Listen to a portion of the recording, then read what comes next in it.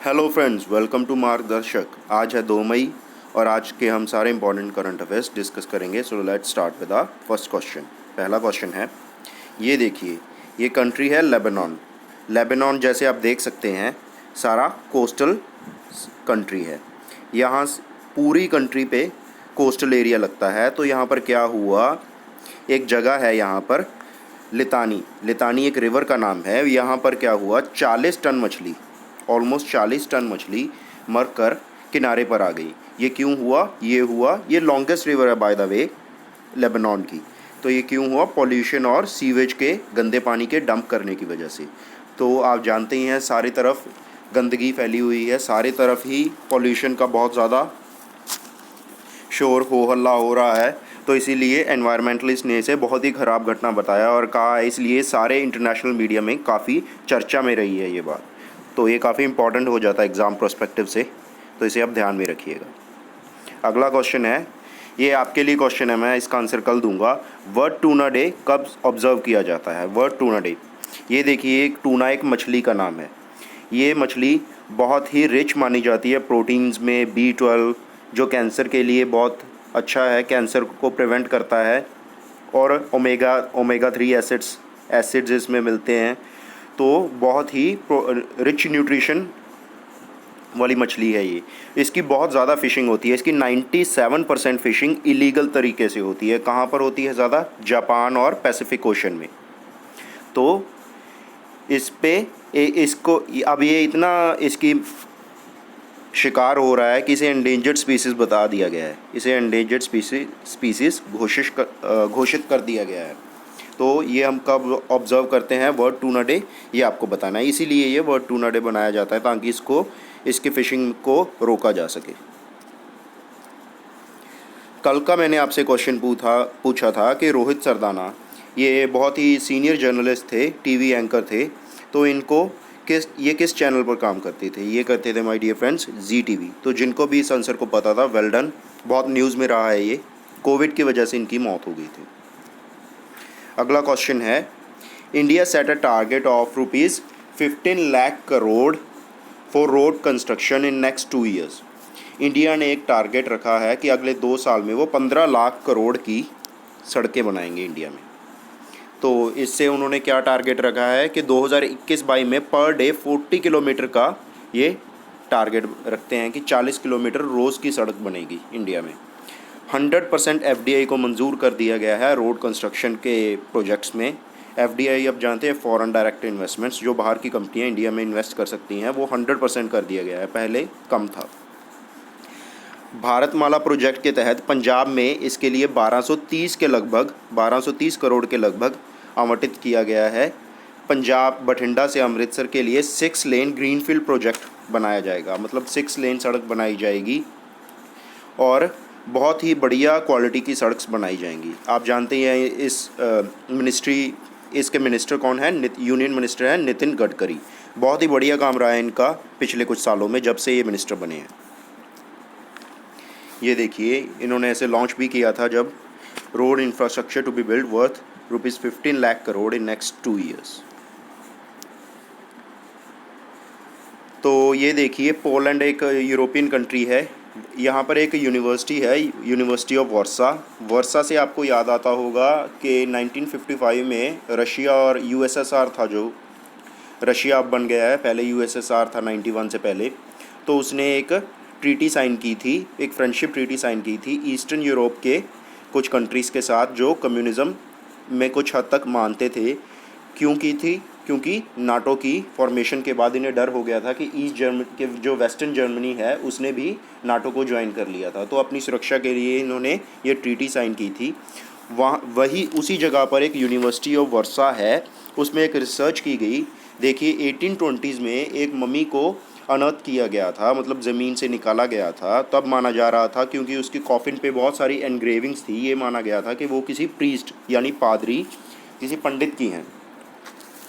Christianity में जो जैसे हिंदुइज़्म में पंडित होते हैं, उसी तरह क्रिश्चियनिटी में जो पादरी होते हैं जिन्हें प्रीस्ट कहा जाता है, तो किसी प्रीस्ट की है। लेकिन अभी 2015 में एक टीम ऑफ रिसर्चर्स ने न्यू टेक्नोलॉजी के साथ इसे डिफरेंट तरीके से स्कैन किया तो ये पाया गया कि इसमें ये एक फ़ीमेल की है और इसमें एक फ़ीटस मिला। फ़ीटस मतलब गर्भाशय मिला जिसमें एक बच्चा था। जो क्या होता था पहले जब ये ममीफाई करते थे लोग तो उसके चेस्ट और पेट के सारे ऑर्गन्स निकाल देते थे, लेकिन इसे नहीं निकाला गया। इसे क्यों नहीं निकाला गया? इसका यही एस्टिमेट लगाया जा रहा है कि इसे निकालने में बहुत सारे बॉडी को नुकसान पहुंचता था, जिसकी वजह से इसे नहीं निकाला गया। फिर ममीफिकेशन में दिक्कत आती, इसीलिए इसे नहीं निकाला गया। तो 100-150 साल तक हम यही मानते रहे कि एक प्रीस्ट की बॉडी है, जबकि ये थी एक औरत की body. First installment of SDRF State Disaster Relief Fund released by Union Government in advance to the tune of approx 4436 crore 4436 crore की एक फ़ंड रिलीज़ किया गया है यूनियन गवर्नमेंट की तरफ से स्टेट्स को। वो क्यों किया गया है? उसे कहते हैं स्टेट डिज़ास्टर रिलीफ फ़ंड। ये किया जाता है, ये जून में किया जाना था, लेकिन इन्होंने कोविड को देखते हुए ताकि स्टेट्स अपने लोगों को ऑक्सीजन, फेस मास्क और वैक्सीनेशन प्रोवाइड कर सकें, इसलिए उन्होंने पहले ही इसका 50% अमाउंट पहले ही रिलीज़ कर दिया। तो स्टेट इससे अब अपने कोविड के रोकथाम के लिए यूज़ कर सकती हैं। बाकी का बचा हुआ जून तक ये किया जाएगा। एशियन बॉक्सिंग चैम्पियनशिप 2021 पहले ये इंडिया में होनी थी, लेकिन काफ़ी कोविड के कंसर्न्स के कारण यहाँ पर बहुत सारी कंट्री ने तो हमें इंडिया में रेड लिस्ट में डाल दिया है कि हम इंडिया से कोई भी फ़्लाइट उन कंट्रीज़ में नहीं जाती और ना ही उन कंट्रीज़ के लोग यहाँ आ सकते हैं। तो इसीलिए इसी को देखते हुए इंडिया ने इसे यूएई में, यूनाइटेड अरब एमिरेट्स में ट्रांसफ़र कर दिया। आप जानते ही हैं यूएई इंडिया की काफ़ी फ्रेंडली कंट्री है, बहुत सारे इंडियंस वहाँ पर रहते हैं और काम करते हैं। यूएई भी काफ़ी सॉलिडारिटी दिखा रहा है इंडिया के इस पैक्ट में। उन्होंने अपनी सारी पीछे 1-2 दिन पहले ही उन्होंने अपनी सारी बिल्डिंग्स पे इंडिया का झंडा और कोविड से लड़ते रहने की और अपनी हेल्प प्रोवाइड करने की पूरी सहमति बताई थी। तो ये यूएई में ट्रांसफ़र कर दिया गया है एशियन बॉक्सिंग चैम्पियनशिप 2021। अगला क्वेश्चन है CEO of serum institute of India. आप जानते हैं serum institute of India largest vaccine producing company है वर्ल्ड की, और यहाँ पर कौन सी वैक्सीन बनाई जा रही है? कोवाशील्ड, एस्ट्राजेनेका की कोवाशील्ड, यूके बेस्ड एस्ट्राजेनेका की कोवाशील्ड। इसके सीईओ हैं चीफ एग्जीक्यूटिव ऑफिसर आदार पूनावाला। आदार पूनावाला ने इंडिया छोड़ दिया है। उन्होंने कहा है कि मुझे बहुत ही एफ्लुएंट लोगों की तरफ से, उन्होंने नाम किसी का नहीं लिया, मुझे काफ़ी थ्रेट्स मिल रहे थे कि हमें वैक्सीन प्रोवाइड करो, हमें वैक्सीन प्रोवाइड करो। इसीलिए मैं अपने बीवी बच्चों को लेकर इंडिया से लंदन चला गया, यूके चला गया। ये कहाँ चले गए हैं? London, UK. वहाँ पर इनका घर है, वहाँ पर ये चले गए हैं। इंडिया में भी घर है, वहाँ पर भी घर है। इंडियन सिटीज़न है बेसिकली ये। इन्हें वाई लेवल सिक्योरिटी भी प्रोवाइड की गई थी। वाई लेवल सिक्योरिटी बहुत ही हाई सिक्योरिटी होती है और एक गार्ड भी, सिक्योरिटी गार्ड भी मिलता है आर्म्ड फोर्सेस का, जो इनके घर पे नज़र रखता है ताकि कोई इनकी सुरक्षा हो सके। लेकिन फिर भी इन्हें सेफ़ नहीं लगा और ये इंडिया से चले गए।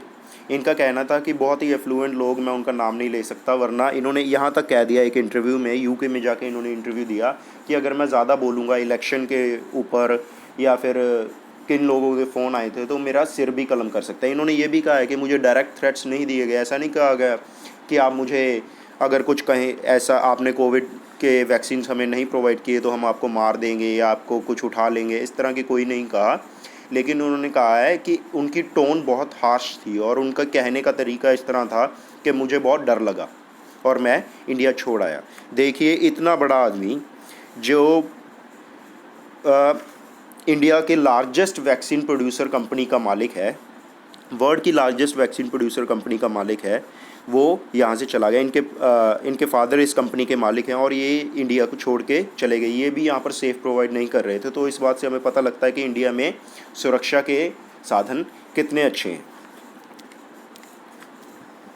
Pakistan army biggest land grabber said Lahore high court. Lahore high court ने कहा है कि पाकिस्तान की आर्मी सबसे बड़ी ज़मीन, एक लोग होते हैं ना जो ज़मीन पे कब्ज़ा कर लेते हैं आपके, उस तरह से उन्होंने कहा कि पाकिस्तान की आर्मी ने सबसे ज़्यादा ज़मीन पे कब्ज़ा किया हुआ है। कि ऐसे कैसे ज़मीन पे कब्ज़ा किया हुआ है, क्या है, जो डिफेंस का एरिया है पाकिस्तान में वो सबसे ज़्यादा शक्तिशाली, आधे से ज़्यादा टाइम डिफेंस ने पाकिस्तान पे, आर्मी ने पाकिस्तान पे राज किया है। तो वहाँ के लोग क्या गए, बहुत ही लेविश लाइफस्टाइल है जो डिफेंस के आर्मी जनरल्स हैं और हैं, इन्हें हाउसिंग की फैसिलिटीज़, लग्जरी हाउसेज, अपार्टमेंट्स दिए जाते हैं। तो कुछ लोगों ने, 3 लोगों ने एक लैंड, क्या हुआ था, जो हमारे लोग at the time of partition India आ गए थे, तो उसकी वजह से उनकी जो ज़मीनें वहाँ पर रह गई थी, वो ज़मीनों को एक इंस्टीट्यूट इनकी संभालती है, वो लीज़ पे देती है जगह। 3 लोगों ने वो जगह, कुछ जगह लीज़ पे ली। उन्होंने क्या किया, जो डिफेंस और इनके डिफेंस की ऑर्गेनाइजेशन पाकिस्तान की मिलिट्री है, उन्होंने वहाँ पर कब्ज़ा कर लिया और वहाँ पर एक बिल्डिंग बना दी। ये कोर्ट गए तो कोर्ट ने कहा कि पाकिस्तान की आर्मी के बहुत सारे ऐसे केसेस चल रहे हैं। तो लाहौर की कोर्ट ने ये कहा है कि पाकिस्तान की आर्मी बहुत बड़ी लैंड ग्रैबर है। तो हमारा नेक्स्ट क्वेश्चन है, UNICEF has sent 3,000 oxygen concentrators to India as grant. देखिए ग्रांट का क्या मतलब है, ग्रांट का मतलब है फ्री ऑफ कॉस्ट, इसके कोई पैसे नहीं होते, ये बिल्कुल एज अ हेल्प प्रोवाइड किया जाता है। इंडिया में कोविड का बहुत ज़्यादा हो हल्ला हो रहा है, बहुत ज़्यादा पेशेंट्स हैं, बेड्स बहुत कम है। आईसीयू के लिए अभी एक स्टडी आई थी कि और 5 लाख बेड होने चाहिए, तभी हम आईसीयू बेड्स होने चाहिए, तभी इंडिया में उतने पेशेंट्स अभी ऑलरेडी हैं। तो इंफ्रास्ट्रक्चर में हम काफ़ी पीछे और है लगभग 80-90 हज़ार, ये मैं नहीं, ये ऑफिशियल डाटा है। तो क्या हुआ, इन्होंने 3,000 ऑक्सीजन कॉन्सेंट्रेटर्स इंडिया भेजे थे। ऑक्सीजन कॉन्सेंट्रेटर्स हवा में से हवा लेते हैं और उसमें से ऑक्सीजन के मॉलिक्यूल्स अलग कर कर पेशेंट्स को देते हैं। तो इस तरह के यूनिसेफ ने 3,000 ऑक्सीजन कॉन्सेंट्रेटर्स इंडिया भेजे हैं। Lockdown India for few weeks said doctor Anthony Fauci. तो ये कहा है कि कुछ दिनों के लिए, कुछ हफ्तों के लिए इंडिया को बंद कर देना चाहिए बाय डॉक्टर एंथनी फॉची।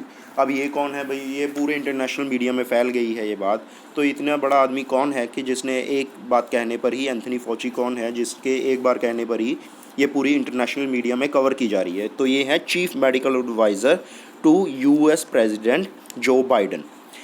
देखिए अमेरिका में जो भी कोविड के केसेस आ रहे हैं, सबसे ज़्यादा कोविड के केसेस अमेरिका में ही हैं इस वक्त। 5 लाख से ज़्यादा मौतें हो चुकी हैं। वो अलग बात है कि उनकी पॉपुलेशन इंडिया से 1/4 भी नहीं है।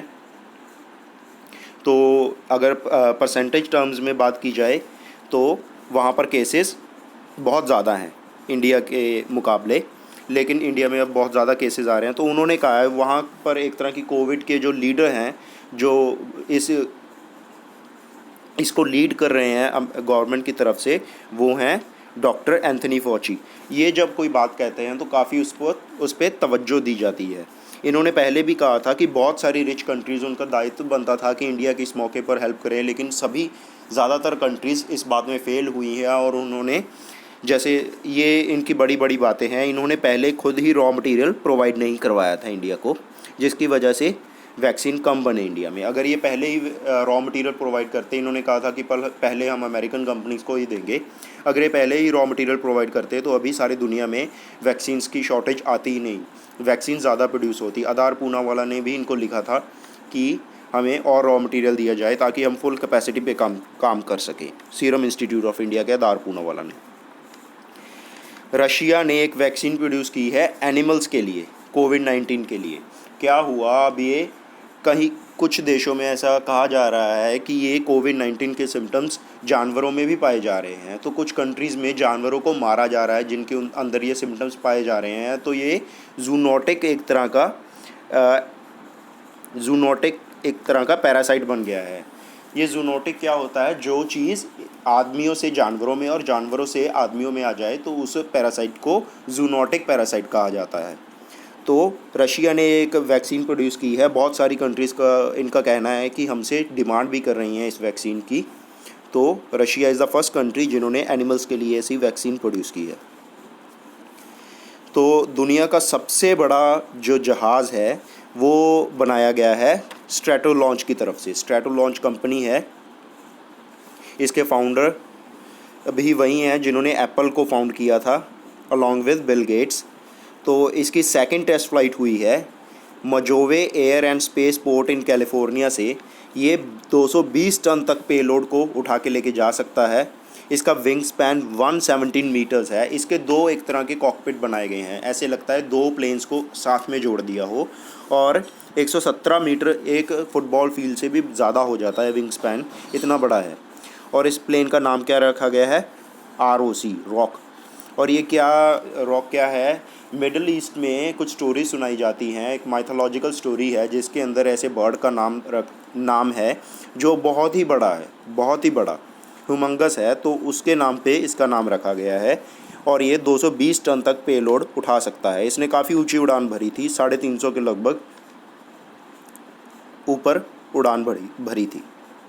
अगला है इंडिया को जो स्पुतनिक 5V जो वैक्सीन आनी थी, रशिया की बनाई हुई वैक्सीन है। इंडिया ने कहा था कि हम इसे इंडिया में यूज़ करेंगे, तो इसकी फ़र्स्ट कंसाइनमेंट इंडिया में आ चुकी है। तो इसकी फ़र्स्ट कंसाइनमेंट इंडिया ने रिसीव कर ली गई है और उम्मीद है कि आने वाले समय में और ये की जाएगी। 1 मई से आप जानते ही हैं कि सभी को ये 18 से 55 साल के लोगों को, 18 से 45 साल के लोगों को भी ये इंजेक्शन लगना है। पंजाब में अभी इसे पोस्टपोन कर दिया गया है क्योंकि बहुत ज़्यादा शॉर्टेज है वैक्सीन की, इसलिए इसे 18 से 45 साल के लोगों को इसे पोस्टपोन कर दिया गया है। और भी कई स्टेट्स में किया गया है, लेकिन हम पंजाब के पर्सपेक्टिव से मैं आपको बता रहा हूँ। So that's it for now, bye. और मैं चाहूँगा कि आप प्लीज़ मेरे चैनल को लाइक कीजिए, सब्सक्राइब कीजिए और हिट द बेल आइकन, ताकि मैं आपको आगे भी ऐसी अच्छी वीडियोस बना के देता रहूँ।